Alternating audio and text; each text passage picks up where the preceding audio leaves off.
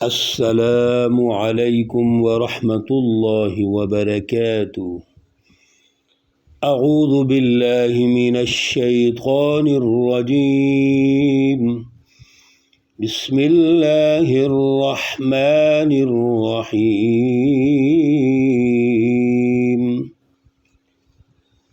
فلما دخلوا على يوسف آوى إليه أبويه وقال ادخلوا مصر إن شاء الله آمنين۔ صدق اللہ العلی العظیم۔ اللہم صل علی سیدنا ومولانا محمد النبی الأمی وعلى آلہ واصحابہ وبارک وسلم وصلی علیہ۔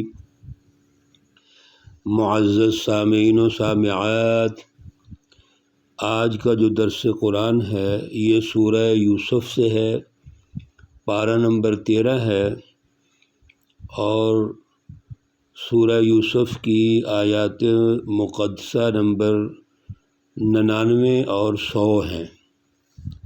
اللہ رب العزت ان آیات کا فہم، شعور، اس کا اعلیٰ نظریہ اور حکمتیں ہمیں سمجھ عطا فرمائیں اور عمل کی توفیق اور صلاحیت عطا فرمائیں۔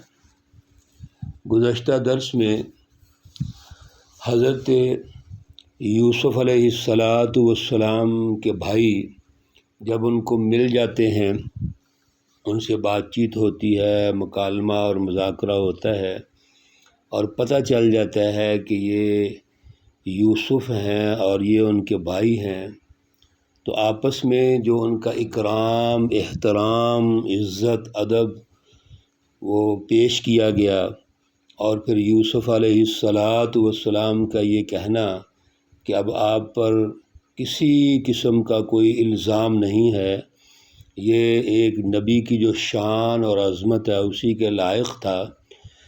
حضرت یوسف علیہ السلام کو جب پتہ چلا کہ والد محترم کی بینائی ختم ہو چکی ہے اور وَبَيَضَّتْ عَيْنَاهُ، ان کی آنکھیں سفید ہو چکی ہیں، تو آپ نے اپنا کرتا عطا کیا اور فرمایا کہ یہ والد محترم کی آنکھوں پہ جا کے ڈالیے، ان کی بینائی واپس آ جائے گی۔ اللہ رب العزت کی یہ حکمتیں ہیں کہ وہ ان واقعات کو ضرورت کے مطابق مختصر ارشاد فرماتے ہیں، اور اصل میں اس واقعوں کو بیان کرنے کے بعد اس کی جو حکمت ہے، نظریہ ہے، جو اس دور کی ضرورت ہے، وہ ارشاد فرماتے ہیں۔ چنانچہ واقعہ مختصر یہاں اللہ رب العزت نے ارشاد فرمایا کہ جب حضرت یوسف علیہ السلام نے اپنا کرتا بھیجا، اور اس کرتے کی جو خوشبو ہے وہ اسی وقت یعقوب علیہ السلام نے محسوس فرما لی جب وہ مصر سے قافلہ چلتا ہے۔ اور پھر حضرت یعقوب علیہ السلام نے کیا فرمایا، اس کی تفصیلات ماشاءاللہ ہم نے سنی تھیں۔ جو ہی کرتا لا کر حضرت یعقوب علیہ السلام کے چہرے مبارک پہ ڈالا تو آپ کی جو بینائی ہے وہ واپس آ گئی۔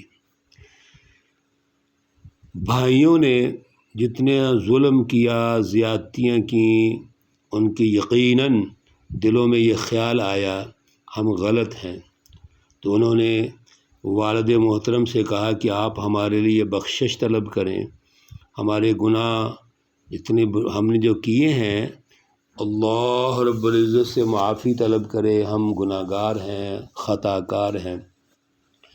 حضرت یعقوب علیہ السلام نے ان کے لیے بخشش مانگی۔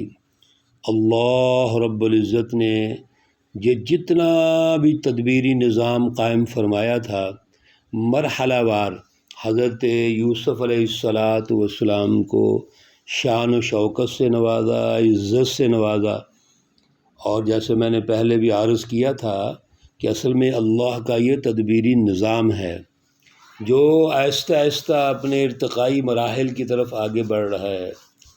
آج یوسف کہاں ہیں؟ وہ وقت کے بادشاہ ہیں۔ آج حضرت یوسف علیہ السلام اپنے بھائیوں کے سامنے وہ اس تخت پر موجود ہیں جو عزیز مصر کا ہے، اور بھائی ان کے سامنے کھڑے ہیں، جبکہ یہ بھائی وہی ہیں جنہوں نے آپ کو کنویں میں پھینک دیا تھا، قتل کرنے کی سازش کی، ارادہ کیا، پھر کنویں میں پھینک دیا اور پھر آگے بیچ دیا۔ حضرت یوسف علیہ السلام مارکیٹ میں اور منڈی میں باقاعدہ بکتے ہیں۔ یہ سارے واقعات ہم سن چکے ہیں۔ اللہ رب العزت نے جو تدبیری نظام قائم کیا وہ حضرت یوسف علیہ السلام کی شان و شوکت کے جو لائق تھا، وہ اختیارات والا تھا، بادشاہ والا تھا، عزت والا تھا، اور اس وقت کی سوسائٹی کے اندر جو بہت بڑی ایک پریشانی تھی، معاشی بدحالی، اس کی مینجمنٹ کا تھا۔ حضرت یوسف علیہ السلام نے اس طرح کی مینجمنٹ کی کہ 14-15 سال لوگوں کو معاشی بدحالی سے بچا لیا۔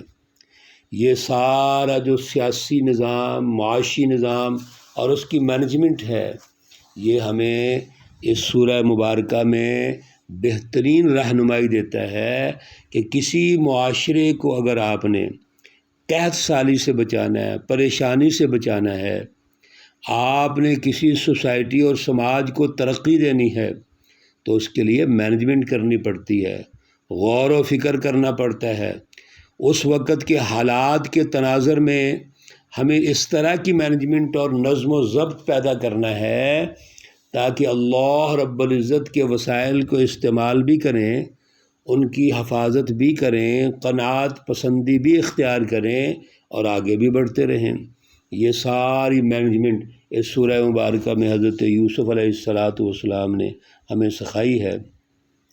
آج وہ وقت ہے کہ حضرت یوسف علیہ السلام اپنے والدین کا استقبال کریں، ان سے ملاقات ہوگی۔ آج وہ بچھڑے ہوئے باپ اور بیٹے ملاقات کریں گے، اور یہ کیا کیفیت ہوگی، اس وقت کیا حالات ہوں گے، معروضی حالات ہوں گے، یہ تو یقیناً وہ وقت ہی بتا سکتا ہے۔ لیکن اللہ رب العزت نے جو رہنمائی ارشاد فرمائی، فَلَمَّا دَخَلُوا عَلَى يُوسُفَ آوَى إِلَيْهِ أَبَوَيْهِ وَقَالَ ادْخُلُوا مِصْرَ إِن شَاءَ اللَّهُ آمِنِينَ، جب داخل ہوئے حضرت یوسف علیہ السلام کے پاس، آپ نے اپنے والدین کو جگہ دی، عزت، احترام اور مقام دیا۔ حضرت یوسف علیہ السلام نے باقاعدہ والدین کے استقبال کا ایک سسٹم بنایا، ان کو پروٹوکول دیا، شہر سے باہر گئے اپنی فوج کے ساتھ، عوام کے ساتھ، اور والدین کا وہاں پر استقبال کیا ہے، اور اس کی بڑی تفصیلات ہیں۔ چنانچہ استقبال کرنے کے بعد حضرت یوسف علیہ السلام اپنے والد محترم کے سینے سے جب لگتے ہیں، اور وہ بچھڑے ہوا باپ اور بیٹا، اور دونوں اللہ کے نبی، دونوں کی محبت اعلیٰ، شان اعلیٰ، مقام اعلیٰ، اور ان کا روحانی اور جسمانی جو ایک سسٹم ہے، مقام ہے، وہ اعلیٰ ہے۔ جب وہ آپس میں ملتے ہیں تو یقیناً جو جدائی موجود تھی اور پھر اب وہ ملنے کے بعد وہ جس طرح کا سرور آیا ہوگا، وہ باپ اور بیٹا ہی سمجھتے ہیں۔ حضرت یوسف علیہ السلام نے ان کو اپنے پاس جگہ دی اور فرمایا وَقَالَ ادْخُلُوا مِصْرَ إِن شَاءَ اللَّهُ آمِنِينَ، اے بھائیو اور والد محترم، آئیں، تشریف لائیں اور مصر میں امن کی حالت میں داخل ہو جائیں۔ وَرَفَعَ أَبَوَيْهِ عَلَى الْعَرْشِ وَخَرُّوا لَهُ سُجَّدًا، حضرت یعقوب علیہ السلام اور آپ کے گھر والے والدہ محترمہ یوسف علیہ السلام کی، آپ نے اپنے والدین کو تخت پر بٹھایا، وَخَرُّوا لَهُ سُجَّدًا، اور والدین سمیت 11 کے 11 بھائی وہ سجدہ ریز ہو گئے۔ یہ حضرت یوسف علیہ السلام فرماتے ہیں وقال یا ابتی، اے میرے والد گرامی، والد محترم، والد محتشم، یہ ہے میرے خواب کی تعبیر جو مجھے خواب آیا تھا۔ قد جعلها ربی حقا، وہ خواب آج اللہ رب العزت نے سچا کر دکھایا ہے۔ وقد احسن بی، اللہ نے مجھ پر انعام کیا، اذ اخرجنی من السجن، جب مجھے قید سے نکالا، قید میں ڈالا گیا اور پھر قید سے نکالا، تو اللہ رب العزت نے یہ بہت بڑا مجھ پر انعام فرمایا ہے۔ وجاء بکم من البدو من بعد ان نزغ الشیطان بینی و بین اخوتی، آپ کا یہ رتبہ اور مقام ہے کہ آپ بھی ہمارے پاس تشریف لے آئے، اور یہ جو کچھ ہوا ہے ہمارے درمیان، یعنی میرے اور میرے بھائیوں کے درمیان، اصل میں یہ شیطان کا پیدا کردہ ہے، شیطان نے یہ جھگڑا پیدا کیا ہے۔ ان ربی لطیف لما یشاء، بے شک میرے رب نے ایک وہ تدبیری نظام جو اللہ نے چاہا وہ قائم کیا، اور اس تدبیری نظام کے ذریعے سے آج ہم سب اکٹھے ہو گئے ہیں۔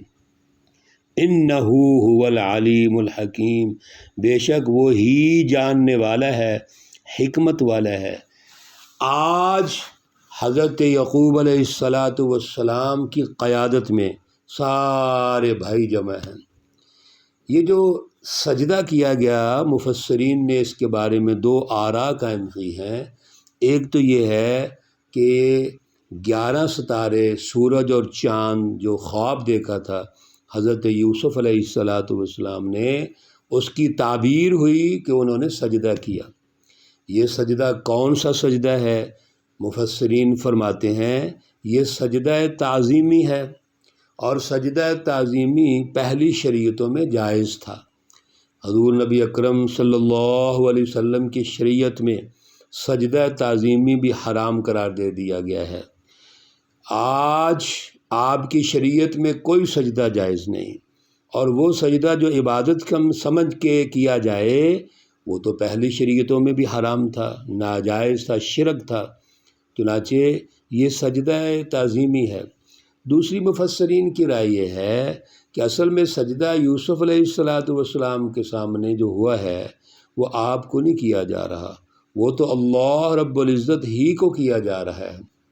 لیکن اس وقت ماحول کے مطابق سجدہ کیا گیا، 11 بھائیوں نے، والدین نے، اللہ کا شکر ادا کرتے ہوئے کہ اللہ رب العزت تیرا شکر ہے کہ آج تو نے بچھڑے ہوئے باپ اور بیٹوں کو ملا دیا ہے، بھائیوں کو ملا دیا، خاندان کو ملا دیا، اور پھر عزت سے ملایا ہے۔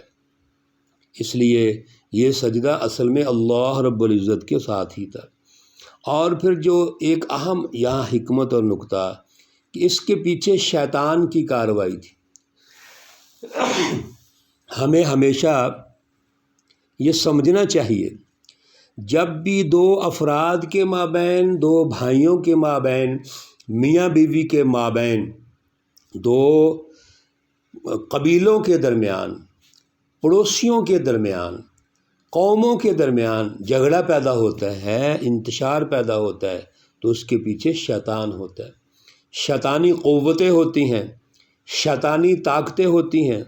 شیطان جو نظر نہیں آتا، ہم تو اس کی بات کرتے رہتے ہیں، لیکن یاد رکھیے اس شیطان نے اپنے چیلے اور چانٹے تیار کیے ہوتے ہیں۔ جتنی یہ باطل قوتیں ہیں، حزب الشیاطین ہیں، یہ شیطان کی جماعتیں ہیں۔ یہ فساد کرتے ہیں، انتشار پیدا کرتے ہیں، کفر پھیلاتے ہیں، شرک پھیلاتے ہیں، جھوٹ پیدا کرتے ہیں، معاشرے میں دست و گریبان کریں گے، انتہا پسندی پیدا کریں گے، فرقہ واریت پیدا کریں گے۔ ہر وہ سوچ، نظریہ اور حرکت جس سے لوگوں کے مابین انتشار اور فساد پیدا ہو، اصل میں یہ قوتیں پیدا کرتی ہیں۔ ہمیں ہمیشہ ان قوتوں کا ادراک ہونا چاہیے، ان کی پہچان ہونی چاہیے، ان کا شعور ہونا چاہیے، دور حاضر میں بھی ان کا شعور ہونا چاہیے۔ انشاءاللہ یہ واقعہ بھی جاری ہے، اللہ رب العزت ہمیں اس کو سمجھنے کی اور اس کی حکمتیں سمجھنے کی توفیق عطا فرمائے۔ اللہ رب العزت تمام مرحومین و مرحومات کو جنت الفردوس میں اعلیٰ مقام عطا فرمائے۔ اللہ رب العزت تمام بیماروں کو شفائے کاملہ عاجلہ مستمرہ عطا فرمائے۔ ربنا تقبل منا انك انت السميع العليم وتب علينا انك انت التواب الرحيم، وصلى الله تعالى على النبي الأمي محمد وعلى آله وأصحابه أجمعين برحمتك يا أرحم الراحمين۔ السلام عليكم ورحمة الله وبركاته۔